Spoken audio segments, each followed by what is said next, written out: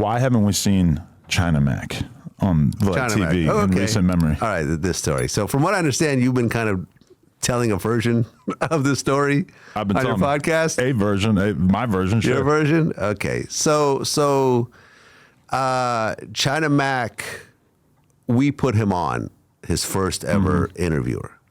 How'd you meet him? Through my son. Okay. So my son was like, hey, I got this friend named China Mack. He just got out of prison. He was involved in a shooting incident with Jin. Right. And he wants to do an interview, and he's willing to talk about that shooting incident. So I said, okay, well, I know Jin personally, actually. I met him at an Andrew Yang rally. Oh, really? Yeah. Yeah, no, I met him, oh my God, when I was moving to New York to be a DJ, like on the plane. He was like the hot 106 in Park battle rapper. Like Rough Rider days. Yeah, I think maybe even before that. No, actually, no, you're right. No, it was Rough Rider days. Yeah.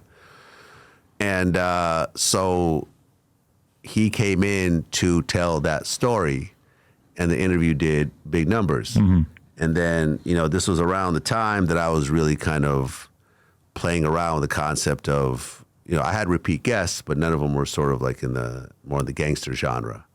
So I was like, I remember I hit him up, and I was like, hey, do you want to do another interview? But this time I want to talk, I don't really want to talk about the Jin incident. I want to talk about kind of like how the Chinese mafia works in New York and everything else like that. He's like, yeah, I'm willing to talk about that. So we did another interview, and that interview did really well. And I think from that interview, from those two interviews, that sort of got him into doing every other interview, making doing his own a lot content, of other interviews. He had his own podcast at one point. And I remember I went out to Queens and sat in and did his interview. And I would have him on my podcast, and I would actually pay him as a repeat guest. And we had a very respectful relationship and everything else like that. So he hit me up, and it was like, yo, I want you to do my podcast. And I'm like, sure, I got you. Didn't charge him anything or whatever else. I'm like, yeah, whatever. I understand it's a smaller platform, and they don't have the same type of money that we do. So I was like, cool, I got you. I'm like, where's it going to be at? He's like, oh, in downtown LA. All right, cool. And I was like, do I need to bring security with me? He goes, oh, no, absolutely not. It's just going to be us two in just a little private room. This is not a studio. If it was like a public studio or a place where I know a lot of people come through, I would always bring security. Like, I have security with me right now. But he's like, no, it's just a little private apartment, and it's just going to be us two. So don't bring security. So I was like, all right, cool. So, and he was like, oh, and it's going to be live. And I'm like, okay, this is a little different. I don't do live stuff really ever, but me and him have a history, so I'm down. So cool, I'll do it. So we're doing the interview, and then I hear some noise, and you see all this in the video that surfaced the same night. A couple of guys came in arguing in the background. They walked past us behind the camera, and they're arguing. The argument is getting more and more loud, and then one of them's like, yo, I'm about to go get my gun, or something like that. And I'm just like, if you see the video, I put my hands in my pockets. Right. Because I had something on me at the time. Right. And this thing is escalating behind me, and it seems real. You know what I'm saying? And I'm like, I don't know either of these two guys. I don't know whether this is about to spill over into me, and I'm on live right now. So every single thing that's happening right now is now being recorded by somebody, and I have no control over this. So if you look, I'm going like this. I'm like, yo, just shut off the live stream. Like, no one needs to see what's happening back here. You know what I'm saying? No one needs to be involved in this ruckus that's happening behind us. And then it turns out to be a prank. But how long did it take for you to realize that? When he threw confetti on me. Oh, it's in the video. Right. Yeah. I didn't know it was a prank until the confetti, hit me. And at the time, it was like, I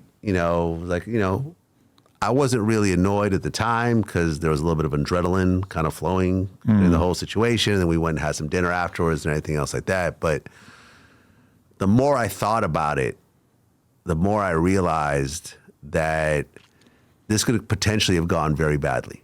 You know what I'm saying? It's like I could have pulled out a weapon live on camera. I could have gotten scared and ran away live on camera.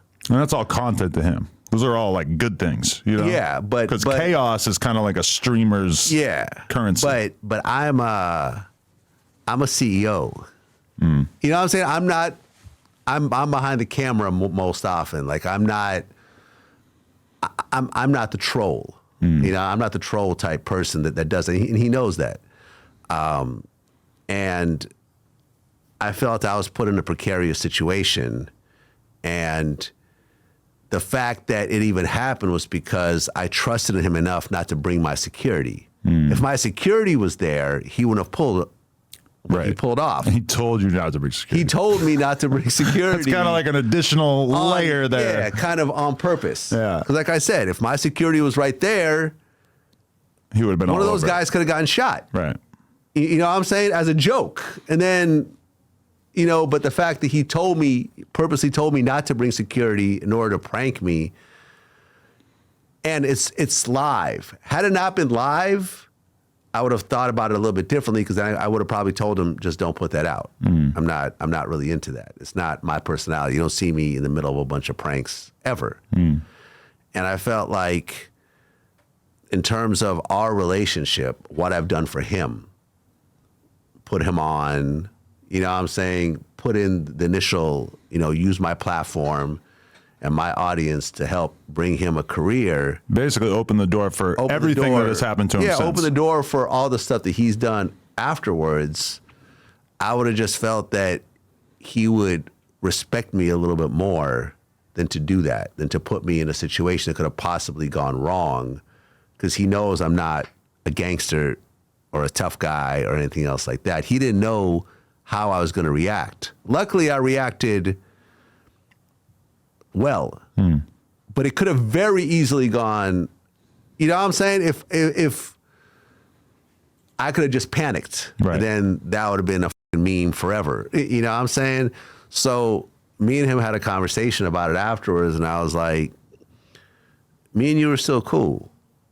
Like, you know, we've posted some of his stuff before. He's hit me with a Happy New Year. I hit him back with a Happy New Year and everything else like that. I have no beef with China Mack at all. I wish him all the best, but I just said after that, I don't feel comfortable bringing you back on my platform and paying you and stuff like that, because I feel like what you did wasn't respectful to our relationship. You know, if you had Kevin Lyles or, you know, Leo Cohen or Russell Simmons, not to say I am of the caliber of those guys, but I'm saying we're all CEOs, you know, or even a Dame Dash.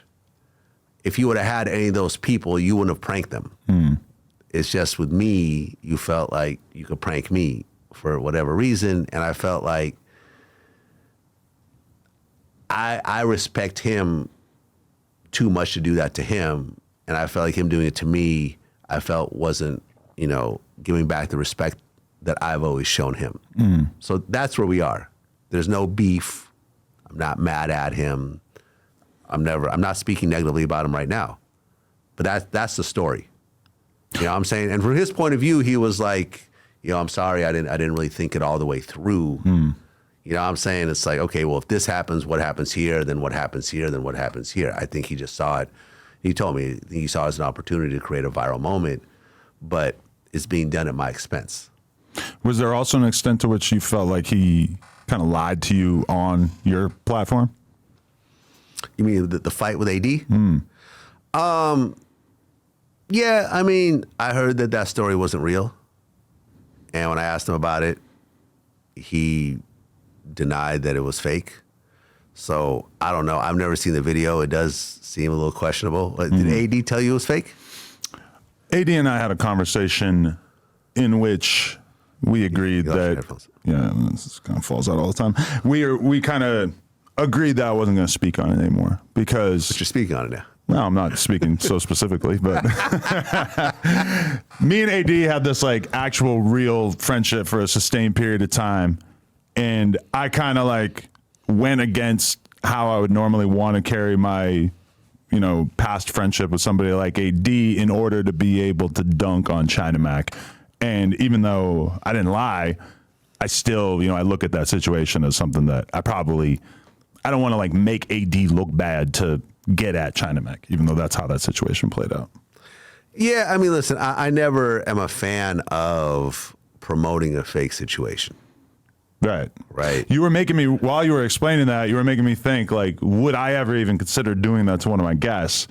There's been times where me and my guest sort of like conspired to ham shit up on camera. Like, but I've never had a situation where I was like, I'm going to fucking shock and surprise them. Right. That feels like a step too far in terms of how you treat your guests. In particular, him doing that, it would be one thing if he did a little prank on some 18-year-old rapper kid. It's kind of another thing when you're dealing with a guy who's in his 40s, has a big fucking platform, etc. It's like that I could definitely understand how that would rub you the wrong way. Yeah, so it was just one of those things. So this is why you haven't seen China Mack on Vlad TV, and there's no beef. If he texts me, I'll hit him back. You know what I'm saying? And it's just one of those things where I don't agree with it, and that's just sort of affected our business relationship to a certain degree. But maybe the future will hold something different. Who knows? I have no idea. But at this time, this is why you haven't seen China Mack on the platform. And trying to go viral isn't always, isn't always the best strategy. And you kind of have to work things out in your head. You have to work out the whole story. You know what I'm saying? Like, okay, what if we pull the prank and then someone gets shot? Right. That might happen. Vlad doesn't bring security, but he might have a gun on him. Not to say I had a gun on me, but you know what I'm saying? Who knows? Someone might get stabbed. Someone might get, who the hell knows? You're putting someone in a situation and you don't really know how they're going to react. You know what I'm saying? And just because someone isn't a quote unquote gangster doesn't mean that they don't have a survival instinct. Yeah. Because I've been through home invasions. You know what I'm saying? Like, I'm not a tough guy, but I'm also not going to sit there and let someone kill me. You know what I'm saying? Like, I will protect myself and I will kill somebody if my life or theirs is on the line. I wouldn't, and that's the thing that people don't always realize is that when you see people at these high positions, like, none of them are really punks. You know what I'm saying? You may think they're a punk because they may not have big muscles or they may not carry a gun or they don't have scars on them, but every person at a certain position has had to go through a lot of shit to get to that position and had to stand their ground with a lot of people that have been trying to tear them down. So everyone has a certain level of courage and character at that position. So when you push them, you don't really know what's going to happen. You may think, because I've never been to prison, that I'm a certain type of way, but you don't really know until you see me in that situation. And your response is not like, I'm going to beat the shit out of China Mack. It's No, just, not at all. I'm not really comfortable doing business with you anymore. At this time, yeah. Right. That's it. Yeah, no, I don't want to fight China Mack. I don't want to see anyone fight him. Like, right. I hope he does well. Like I said, I helped start him off in this business. So when he does well, I feel like I've contributed to that, and that makes me happy. I've never asked him for anything. Like I said, I've even paid him for my interviews. So, for him coming on my platform, because he's got, his interviews have done well. And I believe in compensating like repeat guests. But at the end of the day, shit happens. Relationships change.